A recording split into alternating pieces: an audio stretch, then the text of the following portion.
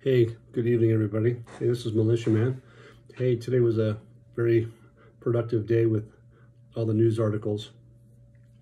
We can talk about it in one or two in particular, but I have to say thank you to Samson. She gave me about 12 pages with about 150 articles to go over today, and that's a tough job. So anyway, I didn't quite get that done, but what did I find? There was a post that I did today. I think it was called High Stakes at Play. And what caught my eye with that is there's a Ministerial Council of Economics that has come into the picture within a relatively recent time. And they are a collective body of professionals that range from different segments of the government and society. They start off with, well, firstly, they got started back in November, I think it was the 14th. It was their first meeting. And what we learned from that meeting was, well, firstly, who they were. It was the Deputy Prime Minister of Foreign Affairs. His name was Fawad Hussein. He chaired the first meeting, which they call the Ministerial Council of the Economy. And it was in the presence of the Ministry of Planning.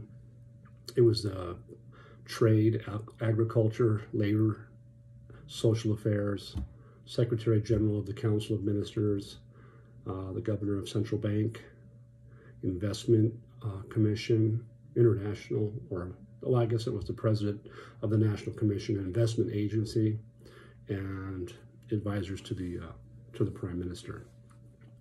And so with that body, and let me back up, they have a legal component to that. So we can get to why that may be important in a little bit. But anyway, they all got together for formulating economic policy. And that's going to be an ongoing thing because their first meeting was to get started. What are we going to do? It's going to be economic policies, and what would that do if it would contribute to the development of the Iraqi economy and provide services for citizens. And that's been the goal for the last administration we had, and the same administration that they have now, is that its focus is the citizens. And we all know that there's been some things that are happening that are being kind of a crisis, if you will, because of the disparity between the central bank's exchange rate of 1460, real close to as high as 1600. So those are the things that are ongoing.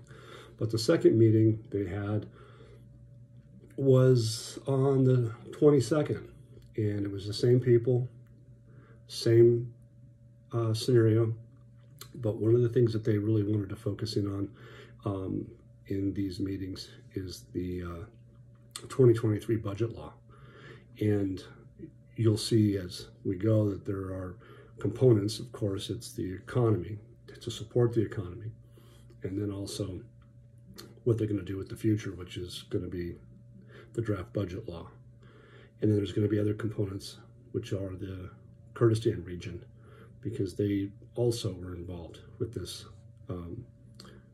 MCOE, we'll call it the Ministerial Council of Economics. So the MCOE has had the first meeting, a second meeting, and in that second meeting, let's see, they were hosted by the Ministry of Electricity. So of course, to run an economy, you're going to need quality electricity. So in this second meeting, they talked about that. And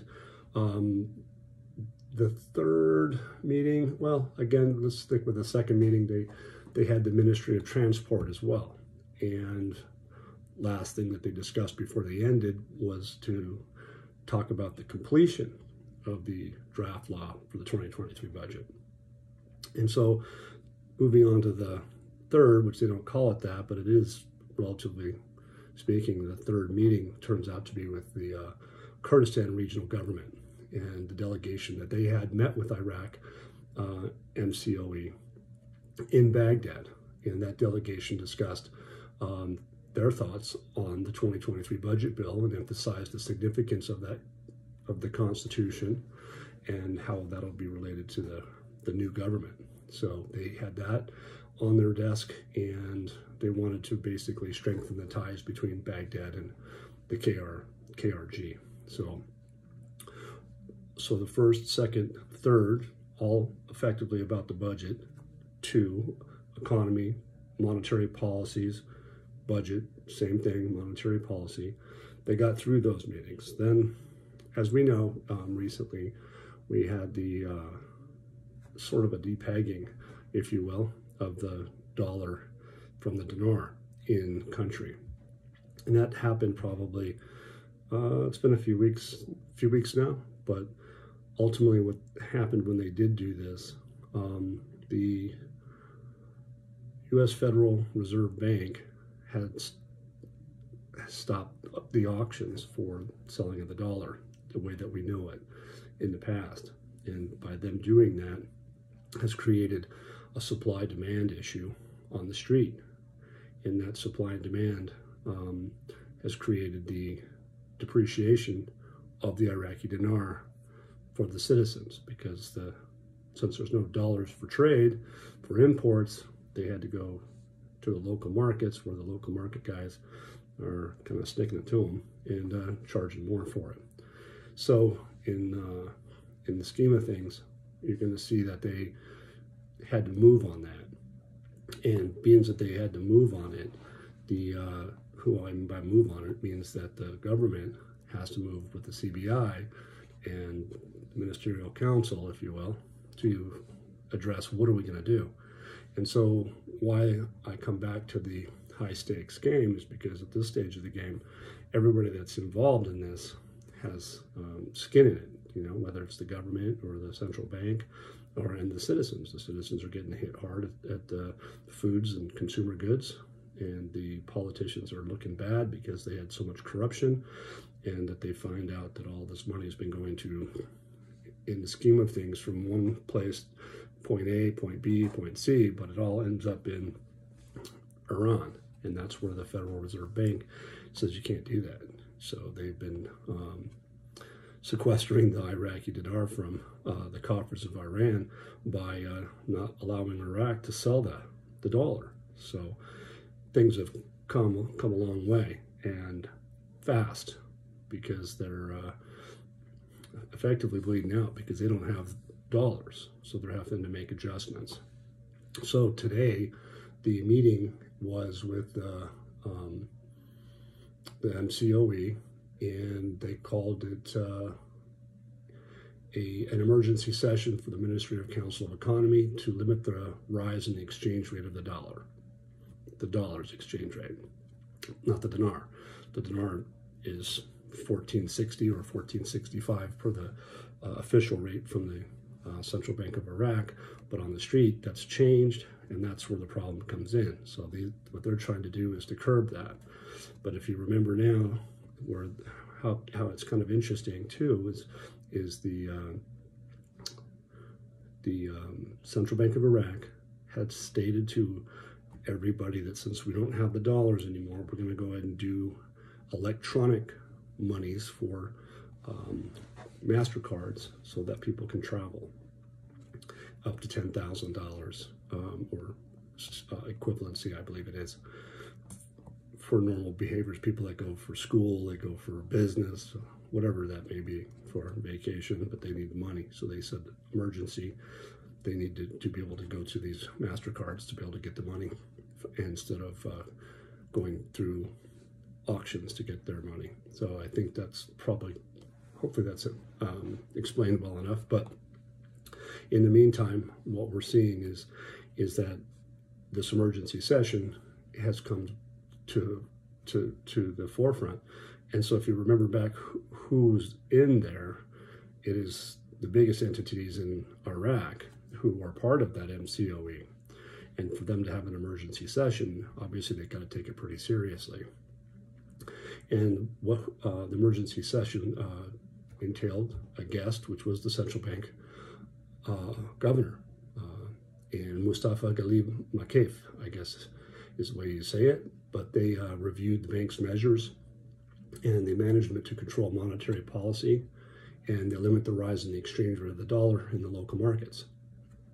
Okay, so if they're going to curb that, they had to, do things. So they effectively had told us they had some more auctions, which to increase more dollars into the market so that the price would get stabilized.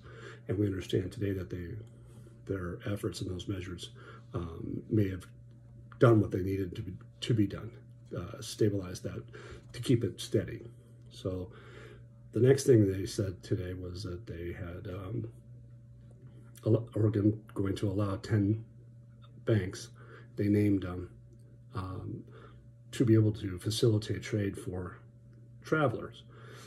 But keep in mind, they said before the holidays that they could get money on cards only electronically for travel. That was before Christmas.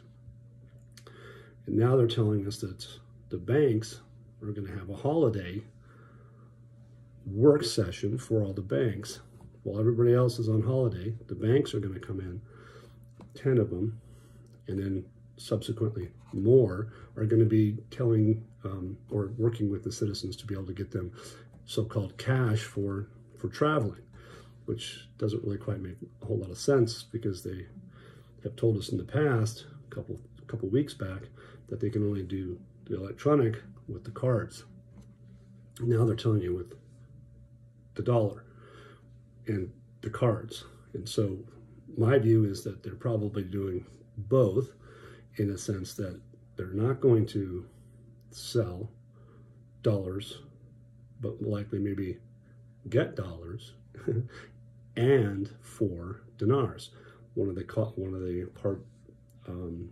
part of the articles today was that they were going to have the 10 banks, and then they would have dollars for travel.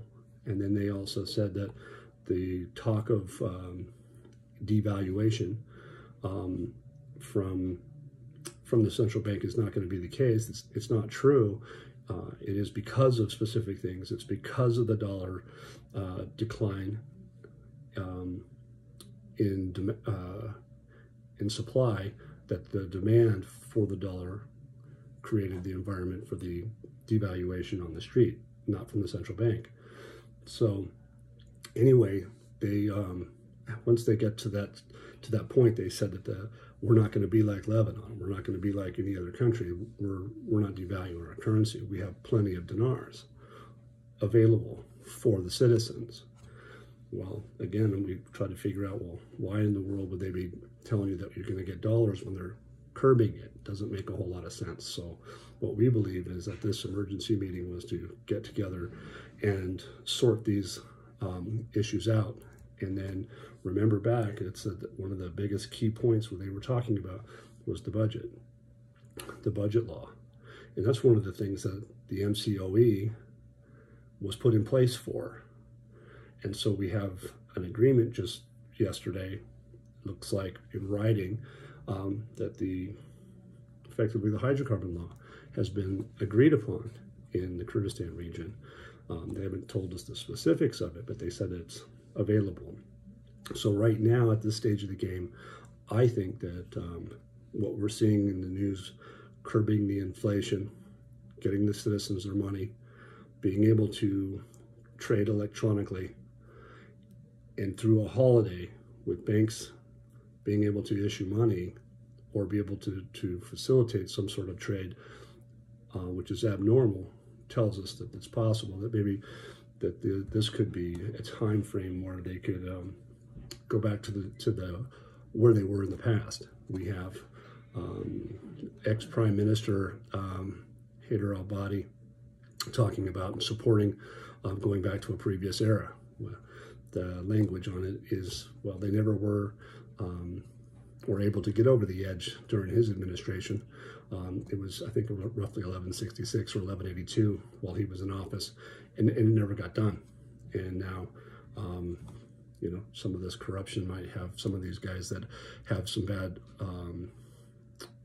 or some negative things on their in their history are now supporting an exchange rate change to a previous era, not necessarily back to 1166 or 1188. It's not a internationally accepted rate. And so here we are with the pressure of the Federal Reserve Bank taking out the dollar, effectively forcing their hand to compensate for the lack of dollar, which in my view would be that the only way to compensate, which they've used in articles, would be for the Iraq dinar to have real value, have true value. So in the meantime, let's see what these guys do with the market rates on the street, and we'll see if they discuss more about their circumstances in the next couple of days. We know that they have this holiday starting tomorrow as far as the banks were concerned. Friday, Saturday, and Sunday. Our holiday for the new year is on Sunday. United States banks are closed on Monday.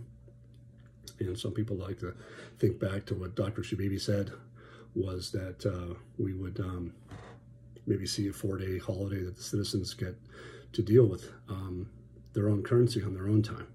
So let's see what happens. But I'm very positive about what we've seen, and hope I was able to give you guys a little bit of information this evening. And enjoy your night. Take care.